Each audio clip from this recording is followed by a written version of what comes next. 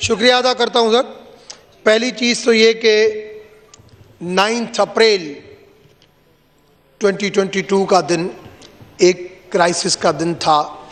Judiciary ने उसमें एक पॉजिटिव रोल इख्तियार किया। मैं पहले तो मियाँ साहब को ये कहूँगा कि जुडिशरी हो या इंडिपेंडेंट और कोई इदारा हो, असेंबली के अंदर हमें कॉन्स्टिट्यूशन की बात करनी चाहिए, और अगर कोई चीज़ गलत हो रही है, सही हो रही है, तो हमें अदालत में बात करनी चाहिए, यहाँ नहीं करनी चाहिए। मैंने पहले भी ये कहा था कि हमारे मुल्क के अंदर दो चीज़ें क्राइसिस हैं, एक इकोनॉमिकली क्राइसिस, दूसरा डिप्लोमेटिक क्राइसिस, कि हम दुनिया में अपनी पॉलिसी की वजह से अकेले होते जा रहे हैं और हमारी इकोनॉमिकल सिचुएशन रोज़ाना दिन ब दिन वीक होती जा रही है। और हमारी 3.5 साल जो हमारी गवर्नमेंट थी उसका ना तजर्बा, बार बार फाइनेंस मिनिस्ट्री के अंदर तब्दीलियां जिसकी वजह से ये हालात हुए, और हमने कहा कॉन्स्टिट्यूशन ये कहता है और ये गवर्नमेंट भली चेंज हो, और गवर्नमेंट चेंज हुई, मगर चेंज हुई इस उम्मीद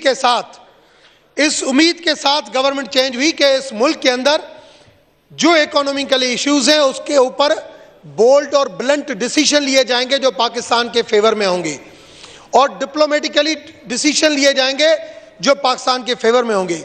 डिप्लोमेटिकली एक बहुत ही अजीम माँ का बेटा जब एक फॉरेन मिनिस्टर बना है तो उसने प्रूफ कर दिया कि आज वो अमेरिका में जो मुलाकातें नहीं हुई, आज उसने मुलाकातें करके दिखाई। मगर इकोनॉमिकली हम अभी भी दिन ब दिन वीक होते जा रहे हैं। आज तक जब प्राइम मिनिस्टर साहब की पहले स्पीच थी, मैंने कहा था कि जो ब्लंडर IMF के साथ जो कमिटमेंट थी, जो हो गई थी, स्टेट की कमिटमेंट थी, जैसे कल बिलावल साहब ने कहा कि इमरान खान साहब ये हमारी खारजा पॉलिसी के तरीके से रशिया गए थे, ये हमारा स्टैंड होना चाहिए कि हम स्टेट की तरफ से जो भी रेस्पॉन्सिबिलिटी है उसको ऑन करें। इस तरीके से अगर स्टेट ने IMF का एग्रीमेंट किया था, तो अगर खान साहब ने गलती की कि पेट्रोल के ऊपर सब्सिडी दी, मगर हमें उस इशू के ऊपर हमें डिसीजन करना चाहिए था, जो हमने नहीं किया। आज इस मुल्क के अंदर 200 से ज्यादा का डॉलर हो चुका है, इस मुल्क के अंदर इकोनॉमिकली जो क्राइसिस हो चुका है। अभी बात की मियाँ साहब ने नेशनल सिक्योरिटी की, who is the chairman of the national security? PM साहब नेशनल सिक्योरिटी को बुलाएं। कौन मना करता है कि अगर वो समझते हैं? देखिए, आपको एक कॉन्स्टिट्यूशनली राइट है अगस्त 2023 का, क्यों आपको बार बार शक रहता है? शेख रशीद ने आपको कह दिया कि इंटरव्यू हो रहे, कौन से इंटरव्यू हो रहे? यहां तो कोई नहीं इंटरव्यू हो रहा है।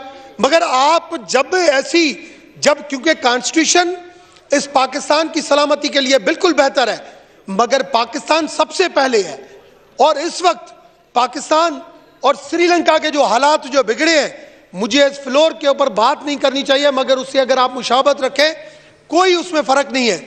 श्रीलंका में भी $9 बिलियन थे, आपके पास भी $9-10 बिलियन। कल जो आप पॉलिसी लेके आए, मुझे तो ये नहीं समझ में आता। शुक्रिया सर।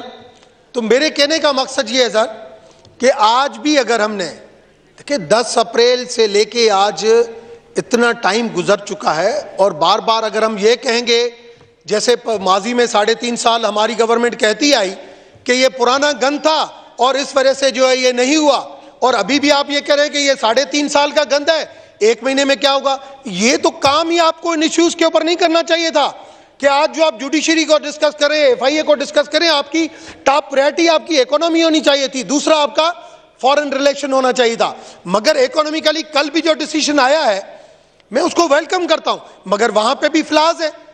आपने कोई अपोजिशन के एक मेंबर को आपने लिया है कि आपके फाइनेंशियल टास्क फोर्स में हो, जो आपको सजेशन दे।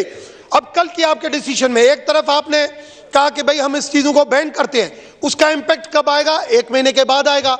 मगर रेवेन्यू का इंपैक्ट आपके पास जो एलसीआं खुल चुकी है, जो शिपमेंटें आपके पास हो चुकी हैं, जो कल तक हुई है, वो आपकी यहां पे आएंगी, आपका वही फॉरेन रिजर्व जाएगा, और यहां पे सेम ड्यूटी के अंदर लोग जो उस चीजों को क्लियर कराएंगे, मगर जो बिजनेसमैन है उसको डबल बेचेंगे। उनको पता है कि आगे जो है इन्फ्लेशन भी बढ़ेगी, रेवेन्यू भी हमारा कम होगा।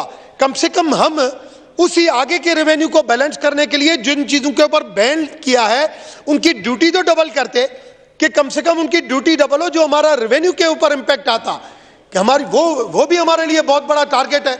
मैं नहीं समझता हूं कि ये 6000 भी क्रॉस हो सकेगा। तो हमें इन सारे चीजों को देखना चाहिए था। आज भी चाहे अगर आपको खदशा ये है, जो मैं जो समझा हूं आज के इस माहौल से, इनको ये खदशा है कि अगर आज हम कोई पाकिस्तान पॉपुलर फैसला करें जो पब्लिक के लिए एक्सेप्टेबल नहीं होगा, उसका इंपैक्ट ये नहीं हो कि कल खान साहब का धरना है और हमें अनकॉन्स्टिट्यूशनल मूव की तरफ लेके जाएं कि आप इलेक्शन की तरफ चले जाएं। कोई ऐसा नहीं है तरीका। 124 दिन धरने में भी अगर 5 साल गवर्नमेंट टाइम पूरा कर चुकी है 2002 मेसा के जमहूरियत के बाद, तो आज भी पूरा करेगी, बशर्ते आप अपना डिसीजन लें। आपका पॉइंट आ गया जी, मेहरबानी जी। आप अपना डिसीजन लें। अपोजिशन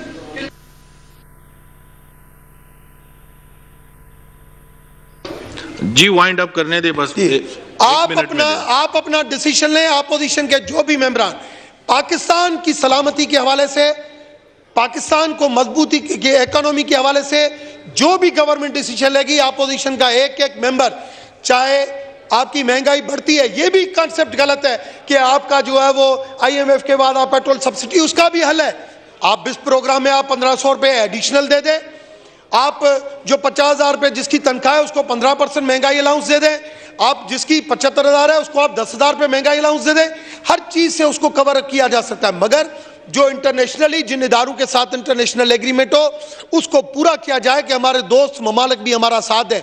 वरना ये चीजें ये हमारे दिन ब दिन मैं समझता हूं कि 9 अप्रैल से ज्यादा आज मुल्क क्राइसिस में आ गया है।